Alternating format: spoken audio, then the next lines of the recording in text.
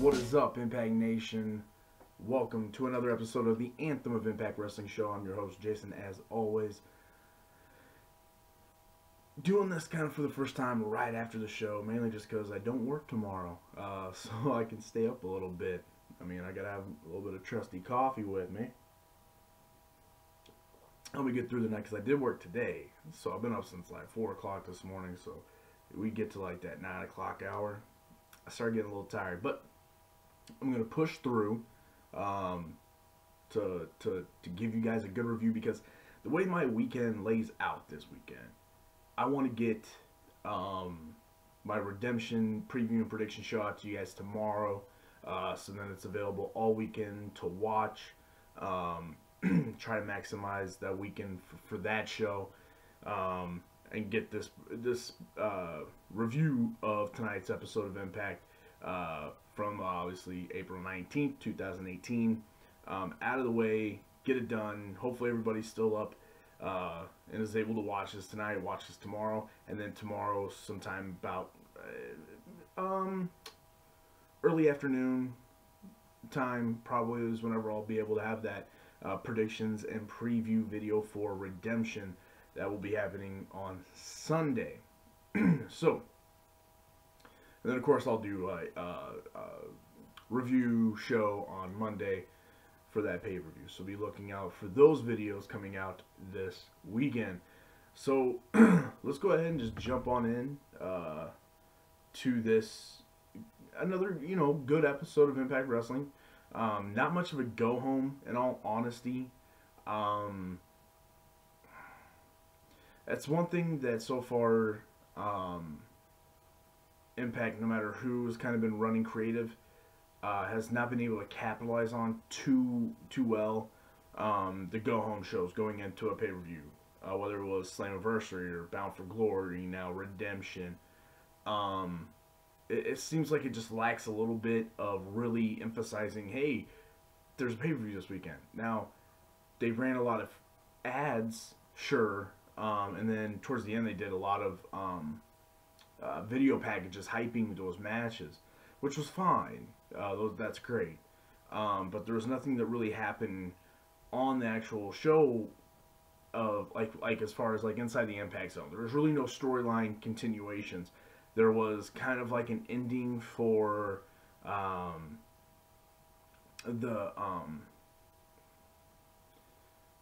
don't even know if it was an end. It was almost kind of end and a begin of the Johnny Impact Congo Kong stuff.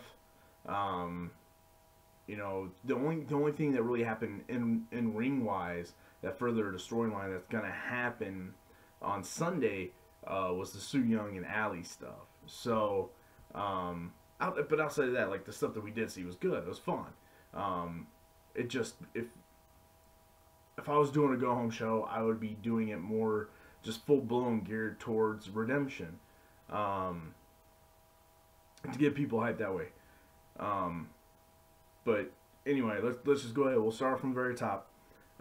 We got they open back up with another one of those kind of recaps, going back over the whole WrestleCon weekend. Putting together a really good video package. I have to say, I think they've actually done in such short notice, not knowing what they were really having, 2 weeks now to really build to this main event match, with really nothing to go on except for the stuff that they have already recorded during WrestleCon weekend. I think they've done a great job building this match up. I know I'm super stoked for it, but because they keep Kevin Sullivan and the crew that does these video packages and editing and everything else in production does a really good job on these video packages of really excuse me, of really emphasizing emotion into them. And it's not, you're just not watching a bunch of clips and maybe some music and quotes over it. They do a really good job of showing emotion and really bringing that out in their video packages. And they've done a very good job with this whole WrestleCon situation, the Alberto El Patron situation, and this main event maybe not feels like, oh man, these three men have such animosity amongst each other. It's, wow, this main event is emotional because this wasn't the planned thing. So now they want to come out and really steal the show. You know, it becomes more of what these three guys can do for this company and for this pay-per-view. And I think that's an amazing way to go with this. At least that's what I'm getting out of it, especially whenever you see, hear Austin's quotes of, he sat there with a straight face that this was his company. Well, no, blah, blah, blah, they're pros, I'm a pro, blah, blah, blah. That's where I get that emotion of, it's more about now what these three guys will do in the ring to really help out the company as a whole. That's what I get from it. But so I think they've done a really good job. So then the first thing we get inside the Impact Zone is Braxton Sutter coming out, and he introduces the bloody undead bride, Sooyoung. So she comes out. We get a intergender tag team match: Braxton Sutter and Sooyoung versus Falaba and Kiera Hogan. And whenever it kind of shockingly was brought up that it's an intergender match, you saw Kiera Hogan wrestle. I think it was Kiera that was the first one that made contact with the guy with Sutter, and then they brought it up that it's intergender so they can wrestle each other. It just kind of made me think of something. It was a good point that I like, because I'm not huge on the intergender wrestling.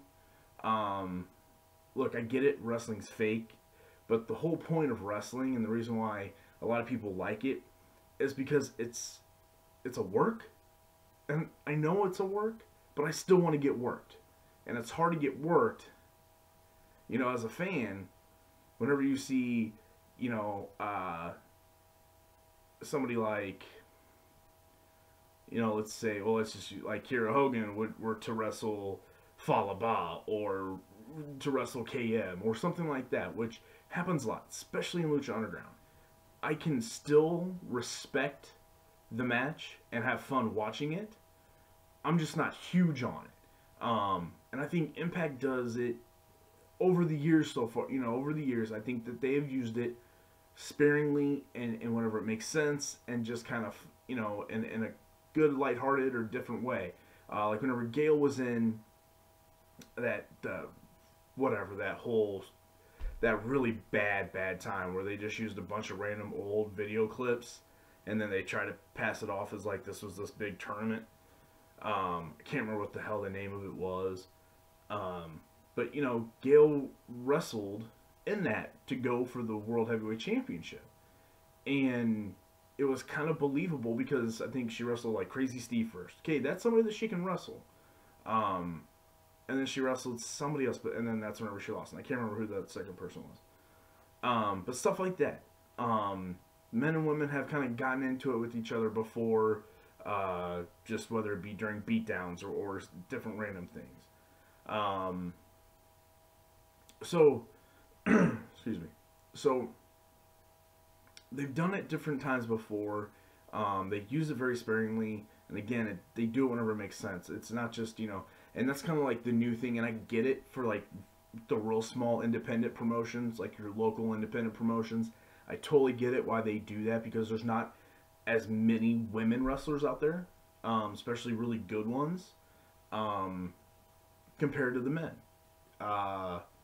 Especially, like, it's definitely harder for the women to get known on the indie scene. And the way that they do that is whenever they wrestle the guys. So I get that. And again, I can still have fun watching it. I'm just not a huge fan of it. Like, I wouldn't want it happening all the time every week on Impact. But little things like this, cool. I'm cool with it. One and two reasons why I don't like it. One, like I said, I want to be worked. It's not necessarily super believable depending on the body types. Because if we can't even believe like a small dude, like if we can't really buy into somebody like DJZ going up and beating up a guy like Abyss or Congo Kong or Bobby Lashley or something like that, then why should we also then believe that a woman his same size as DJZ could do the same, you know, could beat them up or win a match against them. So that's one, is believability. Two, like, it's hard to watch guys like beat up women. I know it's wrestling, I know it's the same, so I don't get like, I'm not like some people where they're like, that's just disgusting. No, it doesn't bother me that much, but it is kind of odd. Like, you don't want matches to get super, you know, intense, because that's where maybe it starts to get on the side of uncomfortable. Especially, like, sometimes I've seen some independent wrestling shows where, you know, guys busted up a woman in a match, and, you know, that just don't really want to see that. So those are those two main reasons. But again, I think this is fine. This was a fun match, and it was sloppy. Actually, quite often there in the very beginning. You know, Braxton and Fala kind of weren't meshing well. Kira and Sue weren't meshing well. It wasn't really until they really started using that intergender stuff where the match kind of found its rhythm. Kira Hogan, I haven't seen a whole lot of her wrestle outside of the company before. So this is, you know, there was that one match, I think it was against Laurel, and then I think she had two matches against Laurel that were fine, but it wasn't really the match to showcase her. It was her to be in a foil for the Laurel Alley feud. But this match, you know, she really put out. She did a lot of like really cool moves. She's got some, you know, spunk in her. She's got a good look. I think she could be kind of that next Alley for the knockout division. What I mean by that is she's got this spunkiness about her. Her theme music is super like corny and awesome and quirky and upbeat, a lot like Allie's. You know, she's kind of like the little fireball, pitbull, you know, shorter, stockier girl that's kind of like, you know, she could take on that persona of like, you know, I never give up, you know, type thing, and I think she could be that next like huge baby face, almost like the goody two shoe, Miss Innocent, never give up baby face that Allie kind of is, because then that can allow Allie to, you know, keep evolving her character without leaving that character that she is now behind, and leaving that like void in the knockouts division. Now Kira can kind of step into that. And I think, you know, she'll step in and actually do a really good job. Definitely can't wait to see more from her. I think Sooyoung was good, but we've seen a lot of the stuff that Sooyoung was doing in this match in the last couple matches that she's had. She's had some really good showcasing matches to really understand who Sooyoung is, at least like as an in-ring competitor, and what kind of moves she has, what she likes to do. What you're getting whenever Sooyoung walks into the ring now. But I think this was the match that, for me, opened up my eyes to Kira Hogan.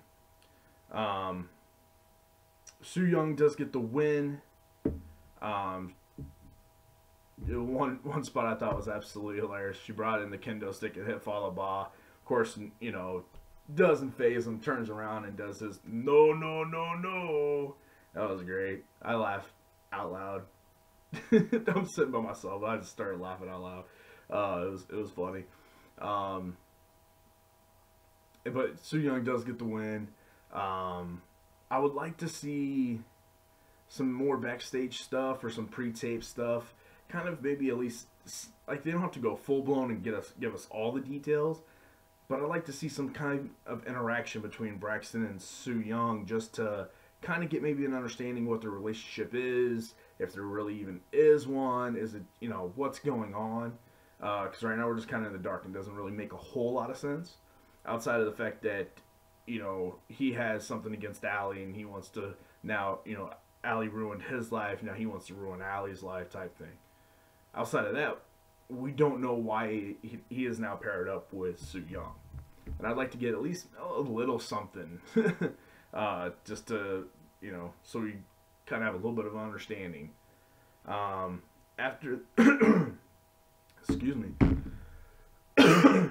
after that, Ali comes down and attacks Sooyoung, and then they kind of, she kind of attacks her for a while, then Sooyoung kind of gets back on top, and then they kind of go back and forth. Finally, refs come out, separate them. So I'm really looking forward to that match. Cannot wait for that on Sunday. It's going to be, I think, a really good match. And the fact that it's, you know, the pay-per-view is TV 14, obviously I think that's mainly for the House of Hardcore match. But I think a match like this can really benefit from that too, and they can go all out. I think this is going to be a very physical, fun match. Oh yeah, that good Java. After that, we go to the LAX clubhouse. They talk about Steiner. Conan brings up, you know, how the fact that they were in the NWO together. He knows him very well. You know, Eli thinks that Steiner, you know, is going to be a ticking time bomb, which is going to benefit him. But at the same time, really, you know, he never knows. You know, he's unpredictable, so he could be at the all-you-can-eat buffet. He could be at the gym. He could show up late. He can not show up at all. He could show up to beat up Eli. You know, he doesn't know. He's basically saying we don't have to worry too much, because even if he does show up to wrestle us, he's past his prime. And, you know, it's LAX. So that was about it. It was just a good, fun little segment there. Then we get a really, really good Jimmy Jacobs promo. Interview there with Mackenzie Mitchell. And, man, Jimmy Jacobs great. Because then they did another package later on, whenever they were just kind of doing like a bunch of packages. And he was doing like a sit-down interview. It was done, I believe it was black and white. And he just, again, he can deliver a promo really, really good. He's super creative. He's super unique and different. And, yeah, I really like it. I really like the pairing with Jimmy Jacobs and Congo Kong. Like, he's actually kind of perfect for Congo Kong. And I think this feud with Johnny, I think is actually going to go to Slammiversary. I really do. I really think so. Because now they did the whole bust the nose open thing, which I'll get to whenever we talk about that more when we get to the match. But that kind of allows Johnny to not be, at least not wrestle for a couple weeks, and then come in like right before Slammiversary for revenge, and then they can go into having like a good match at Slammiversary. If that's a way that they want to go. Then we get an amazing OVE with an Eddie storyline recap video package done really well. I think this storyline between Sammy and Eddie has got to be probably the best storyline they have going right now in the company. I also think this will not end at Redemption, and I'll get into that more tomorrow, but I don't think it's ending at Redemption. Then we go back to the ring, and it's a KM Open Challenge. You know, and he says, I don't want to see the Mooses of the world or the Fallah Bahs. It's like, you know, he wants to wrestle the greats. Guys like Barry Horowitz.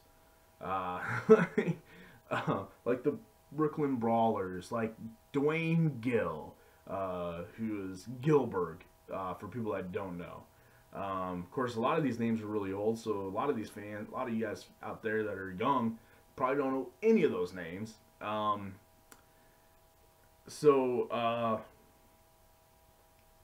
anyway, he calls them out, and finally he's like, so come on out.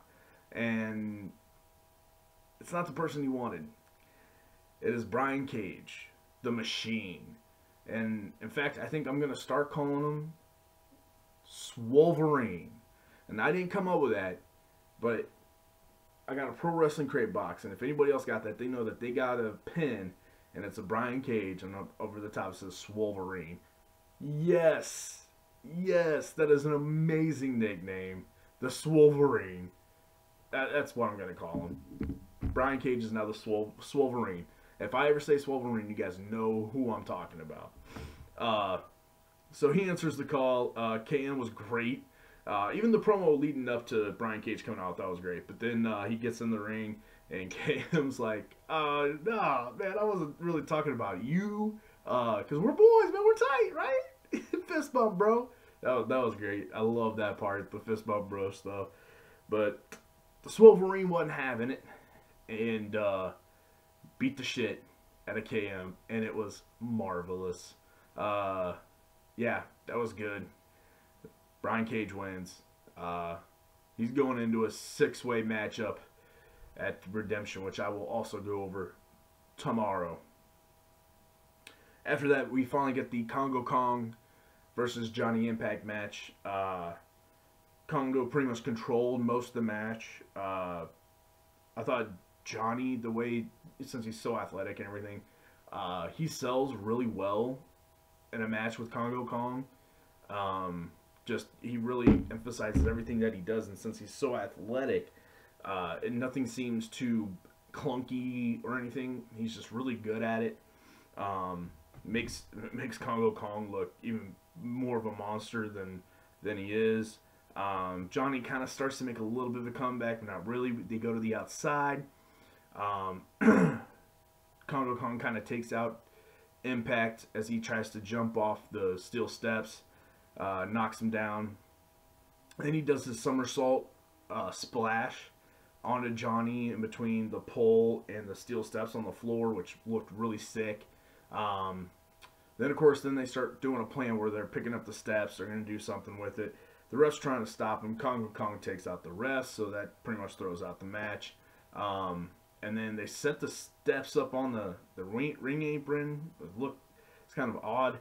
And then all of a sudden you see Congo Kong put Johnny Impact on his shoulder, launched him like a lawn dart into the steel steps like Kevin Nash did Rey Mysterio back in the day. Again, another outdated reference, but go check out the WWE Network. Watch the Nitro where Nash throws Rey Mysterio into a trailer like a lawn dart, and he legit launched him.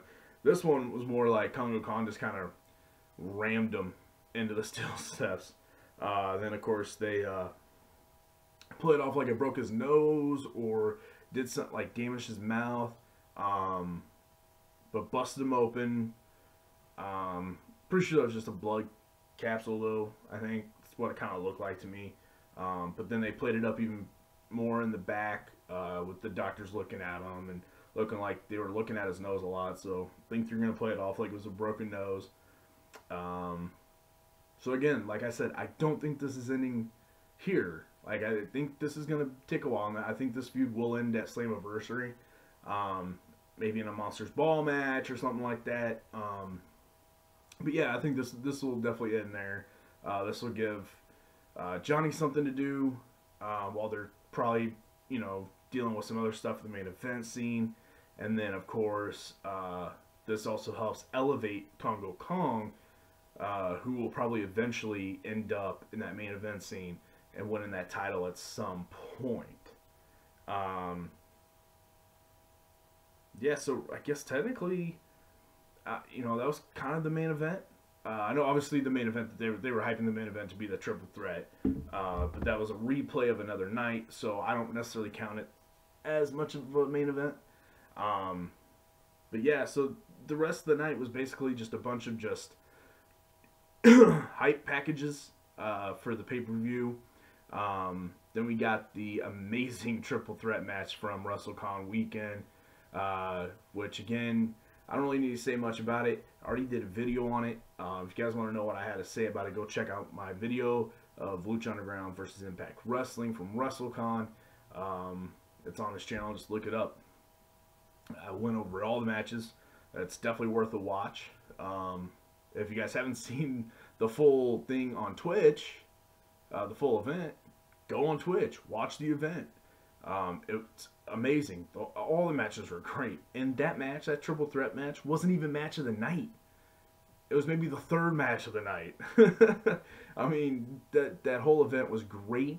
It was amazing. It was so much fun to watch, which has me super excited for Redemption because we get this triple threat now again with them having plenty of time to really think about what they want for that match. And then on top of that, we get to see Drago versus Aerostar at Redemption. So there's another couple Lucha Underground guys that I think are going to tear down the house as well. So yeah, and then it ends with, I think, what's going to be the opening to Redemption. Like, especially towards the end of it. First I was like, oh, this is another cool, like, hype package ad for Redemption. And then it started getting to the end. I'm like, you know what? I think this is going to be the intro to the pay-per-view. But that was done so well. It was really, really well done. Kudos to Kelvin Sullivan and everybody else on that production team and editing team. That was done amazing. It has me super hyped for this pay-per-view. I think it's going to be so good. I cannot wait to go over this tomorrow and give you guys my preview and my predictions, because I got some juicy predictions. I got some real juicy predictions coming your way tomorrow. But that's it for today, for the amazing show it was tonight. Like I said, I thought it was fun. It was a good, just fun 2 hours of wrestling. Unfortunately, and I've noticed this, and hopefully it'll change now that, like, even Ed Norholm said that they plan on, obviously this next set of tapings, it's only 4 weeks worth, and then they're going up to Windsor in June, and then I believe it's only going to be 2 or 3 weeks worth, because they're only taping 2 days, so they might be doing double headers on those 2 days to give us another 4 weeks. I'm not sure. But that Windsor one should take us to Slammiversary, which they haven't announced where that's going to be at yet. But he has said that they plan on traveling more for Impact tapings, that they plan on doing shorter tapings, and do more of them, because things can change so much in 8 weeks. 6 to 8 weeks, a lot of things change, and that's been their biggest problem. Not only that, by the time you get to the end of those tapings, your guys are so beat up, and you're trying not to get have them beat up, so you don't want to have them in the ring a lot. And that's why we get to these last 2 to 3 weeks, seems like, of every set of these tapings, and there's less wrestling and more video packages, more hype videos, more ads, more way longer Global Wrestling Network match of the night. That part was super long. I loved that match. I love that ending. But we didn't need to see all that. Maybe if it was a match that had something to do with something that was coming up, like, we have a House of Hardcore match coming up. Well, let's take down memory lane and watch this Ravens Clock Orange crazy match, because I can't remember what the hell it's called. It was like Clock Orange Hardcore Ravens Hardcore Orange Clock match, whatever. At least, because then there's a tie-in, right, to get you ready for something. This was just like, hey, here's 2 guys that are in the WWE now. Like, remember them? Like, that's all it kind of was, and it just. But I know why they played it, and I know why they played it so long, because they don't have anything else to play. And then you take out all the stuff that they edited out with the Alberto stuff.